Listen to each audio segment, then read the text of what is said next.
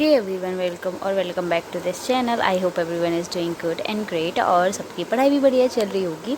सो कल था SBI PO का मेंस और मैं कल तो देने गई थी मेंस, तो वो भोपाल में था, दूर था, तो मैं उसकी वीडियो नहीं डाल पाई, इसलिए मैं आज बना रही हूँ कि मेरा कैसा क्या गया है मेंस। तो उसकी बात करते हैं।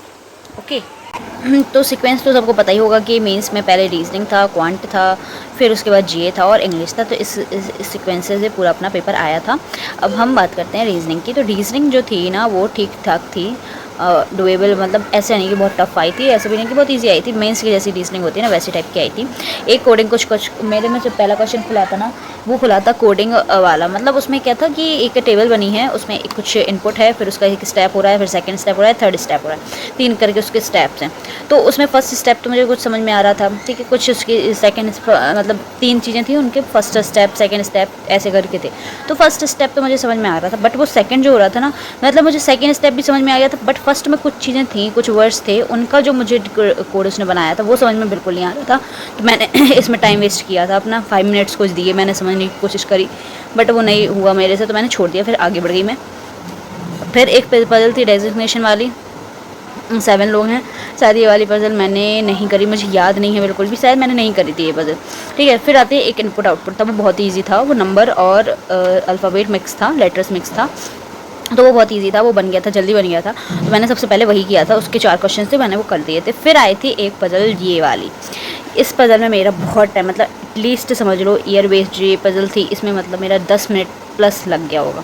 और फिर मैंने लास्ट में भी इसमें अपना टाइम दिया है, मतलब इसमें अगर मैं टाइम नहीं देती तो मेरे आराम से और क्वेश्चंस हो जाते, बट मैंने इसमें भी टाइम दिया है। तो इसमें क्या था कि 7 जन थे, वो एक ही अपनी फैमिली से बिलोंग करते थे। तो मुझे इसमें ये समझ में नहीं आया था कि, मुझे ये तो पता था कि F और A की शादी है, बट वो ना उनका ब्लड रिलेशन नहीं बन रहा था, नहीं तो ये वाली पजल आराम से हो जाती। मेरी जो बनी थी उस हिसाब से आंसर्स आ नहीं रहे थे, तो फिर मेरी वो गलत हो गई, तो मुझे 10 मिनट कुछ वेस्ट करे। मतलब इस पजल को जब मैं बनाने बैठी थी तब मेरे पास 24 मिनट कुछ टाइम बचा था, और जब मेरे से नहीं बनी तो 13 मिनट कुछ करके मैंने स्टार्ट किया दूसरे क्वेश्चन करना। फिर उसके बाद मैंने DS के क्वेश्चन करे। डेटा सफिशिएंसी के 3 क्वेश्चन थे, एक था 6 पीपल हैं, मंडे ट्यूसडे वेडनेसडे वाला, वो वाला, मतलब ये वाले तो डुएबल थे, तो बन गए थे। फिर एक फ्लोर बेस्ड पजल थी, ठीक है। फ्लोर बेस्ड पजल में ऐसा था कि फ्लोर में बैठे हैं कुछ लोग, तो लेकिन उसमें कुछ कंडीशंस थी, तो मैंने फिर वो वाली भी नहीं करी। मैंने मतलब उसको पढ़ा नहीं था अच्छे से, मैंने मतलब एक बार ऐसी ऊपर से देखी थी पजल, मैंने पहले वो वाली करी जो मेरे से बन जाती है। BA वाली पजल थी एक कि 12 या 10% थे, शायद 10% बैठे हुए हैं, ये बहुत ईजी थी, ये वाली मेरे से बन गई थी, तो इसके मैंने 5 क्वेश्चन कर दिए थे। क्रिटिकल रीजनिंग आई थी, तो क्रिटिकल लास्ट का टाइम बताता, सच बताओ मैंने फिर यहाँ पे भी टाइम वेस्ट किया अपना। एक फ्लैट और फ्लोर वाली पजल थी, तो उसमें फ्लैट में लोग बैठे हैं, फ्लोर पे बैठे हैं, बट ये कंफर्म नहीं था कौन कहाँ पे बैठा है, फ्लैट पे बैठा है, कितने लोग फ्लैट पे बैठे हैं, ये कंफर्म नहीं था, उसमें लिखा था, तो मैंने फिर ये वाला क्वेश्चन छोड़ दिया था। तो ऐसे करके मेरे टोटल हो पाए थे क्वेश्चन, वो इसमें 14 ही हो पाए थे, ठीक है। तो ये 5 इधर पे हो गए थे, 4 3 7 5 12, और 2 क्वेश्चन मैंने क्रिटिकल रीजनिंग के करे थे। अब वो शायद गलत भी हो सकते हैं, शायद सही भी हो सकते हैं, वी डोंट नो, ठीक है। फिर उसके बाद हम बात करते हैं क्वांट की। तो क्वांट में सबसे पहले मेरे में जो आया था वो आई थी नंबर सीरीज़, एक वो वाली थी, एक वेरिएबल वाली थी, तो वेरिएबल बेस्ड इस बार नंबर सीरीज थी, तो वेरिएबल वाली एक मैंने ये करी। फिर मैंने थोड़ी और भी कोई मिल जाए, तो 2 मिल गई थी मुझे, तो मैंने 2 वो कर दी थी, वो हट हो गई थी। फिर आई थी एक केसलेट DI, ठीक है, वो वाली थी, ईजी थी, मेरे से बन रही थी वो वाली, बस उसका कुछ एक का आंसर ना ट्रिकी था, वो वाला नहीं आ रहा था, तो मैंने फिर एक आंसर छोड़ दिया था, तो मैंने उसके क्वेश्चन 5 थे, 4 किए थे। फिर बार ग्राफ वाली DI थी, बॉयज़ और गर्ल्स की, इसमें भी मैंने बहुत टाइम वेस्ट लगाया, मैंने फालतू की चीज़ें उठा ली ना, उसमें बहुत ज़्यादा टाइम, इसमें भी मेरा अच्छा खासा टाइम चला गया था और नहीं हो रही थी, तो फिर मैंने ये छोड़ी। मुझे समझ में नहीं आ रहा था, मैंने हर तरीके से वैल्यू निकाल रही थी, लेकिन उसमें जो लगना था फॉर्मूला वो नहीं यूज़ कर रही थी मैं, सही वाला तो वो नहीं बन रहा था। फिर एक DI आई थी बस और ट्रक वाली, बहुत ईजी थी। मतलब पहले मैं क्वांट में बताती हूँ तुम लोगों को क्या हुआ मेरे साथ, कि क्वांट में मैंने स्टार्ट किया पेपर करना, और फिर मैंने सारे क्वेश्चन एक बार देखे, एक बार 2 मिनट देखे 2 मिनट देखे, फिर मैंने कहा कि सबसे पहले मैं 1 लाइनर्स उठाती हूँ, तो 1 लाइनर्स में मैंने नंबर सीरीज करी। अब नंबर सीरीज होने के बाद मैंने सारी DI को स्टार्ट किया, थोड़ा थोड़ा सॉल्व करना, उनकी चीज़ें लिखना, ऐसे करना, सॉल्व करना का।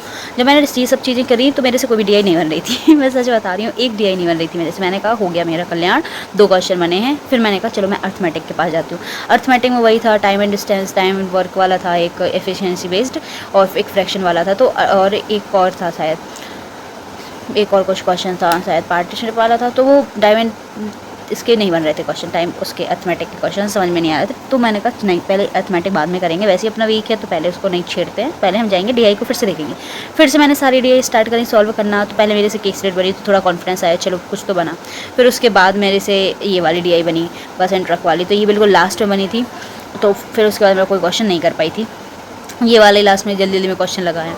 तो इसमें क्वेश्चन 11 हुए हैं। अब हम बात करते हैं इंग्लिश की। इंग्लिश देखो ये था कि मेंस की जो मेरी इंग्लिश है ना, मैं अगर जब घर में मॉक देती थी ना मेंस की, तो मेरी इंग्लिश टाइम के साथ हो जाती थी। बट पता नहीं क्या हो रहा था वहाँ पे, दिमाग मेरा काम ही नहीं कर रहा था। मतलब इंग्लिश में आई थी जब मैं GA के बाद इंग्लिश हुई थी ना, तो GA के बाद इंग्लिश में आई थी, लास्ट था ना वो मोमेंट, तो बिल्कुल मेरा दिमाग वो होता ना काम करना ही बंद कर दिया था। मुझे इतना ज़्यादा वैसा लग रहा था कि मुझे कुछ खाने को मिल जाए, क्योंकि सुबह सुबह का पेपर है यार। मैंने जो पोहा खाया था वो पोहा भी पता नहीं कहाँ गया, कुछ मतलब फील ही नहीं हो रहा था। ऐसा लग रहा था मुझे सिर्फ खाने को मिल जाए या मैं उठ जाऊँ थोड़ी देर घूम लूँ, ऐसा लग रहा था मुझे। खैर ये सब छोड़ते हैं, तो इंग्लिश की बात करते हैं। तो इंग्लिश में एक RC आया था, वो शायद इंजेक्शन कोई कोविड का नहीं, कोई वायरस से रिलेटेड था कि इंजेक्शन को जिसका डर है तो उसके लिए इंजेक्शन एक कैप्सूल बनाया है साइंटिस्ट ने, ऐसा करके था। तो उसके 15 कुछ क्वेश्चन थे, इसमें एक क्वेश्चन में मुझे डाउट था, तो वो मैंने मार्क कर दिया था, पर मार्क को रिव्यू करके छोड़ दिया था। फिर आते हैं हम एम्प्लॉयमेंट, वो दूसरा एक था पैराग्राफ, तो 2 पैराग्राफ थे, उसमें से क्वेश्चन थे वो कोविड वाले पैराग्राफ थे कि कोविड में कैसे जॉब लॉसेस हुई हैं, उसका क्या किस पे इफेक्ट पड़ा है, तो उससे रिलेटेड थे 6 क्वेश्चन। इसकी में मुझे डाउट है क्वेश्चन में, क्योंकि इसके थोड़े क्वेश्चन मुझे ट्रिकी लग रहे थे, तो इसलिए इसमें डाउट है। तो एक पैरासिम्बल था 7 सीक्वेंस वाला, तो इसका अगर आप लोगों ने बनाया है तो प्लीज़ बताना, क्योंकि मैंने सेंटर पूछा था 1-2 लोगों से, किसी ने बनाया नहीं था वो ये वाला, मतलब पूरा पैरासिम्बल किसी को याद नहीं था, तो किसी ने बता नहीं पाया। तो लेकिन अगर आप लोगों में से किसी ने दिया हो SBI PO में, तो पैरासिम्बल का सीक्वेंस जरूर बताना। तो मेरा बन रहा था CFGE DBA, पैरासिम्बल भी आर्कटिक से रिलेटेड था, आर्कटिक सर्कल में जो आइस कैप से उससे रिलेटेड था। तो ये 5 आए थे इसके क्वेश्चन। फिर आया था कनेक्टर वाले ठीक थे। फिर डबल फिलर थे, वो भी ठीक थे। डबल फिलर में भी 1-2 में मुझे डाउट लग रहा था कि ये होगा कि नहीं होगा, बट मैंने कर दिए थे। डबल फिलर में ऐसे थे कि 3 सेंटेंस थे, एक फिलर दिए गए हैं, तो बताना है तीनों सेंटेंस में किस में ये परफेक्टली बैठेगा। फिर था कनेक्टर वाला क्वेश्चन था, ठीक है, मैच द कॉलम था और उसमें कनेक्टर भी थे, कनेक्टर लगा के मैच करनी है कॉलम्स, तो वो वाले 3 कर लिए थे मैंने। एरर डिटेक्शन के 3 क्वेश्चन थे, पर वो पैराग्राफ वाली थे, ये बिल्कुल मैंने लास्ट में करी थी, तो इसमें यही हो सकता है कि गलत होने के चांसेस हैं। और फ्रेज रिप्लेसमेंट ये सारे बन गए थे। तो टोटल मैंने 38 करे, एक वो मार्क को रिव्यू लगा दो तो 39 मान लो ये वाले क्वेश्चन, तो एक छूट गया था मेरे से। फिर जो GA की बात करते तो GA आई थी मोस्टली अगस्त की, ठीक है, मतलब मोस्टली क्वेश्चन अगस्त में, जून, इन सब से मिल रहे थे।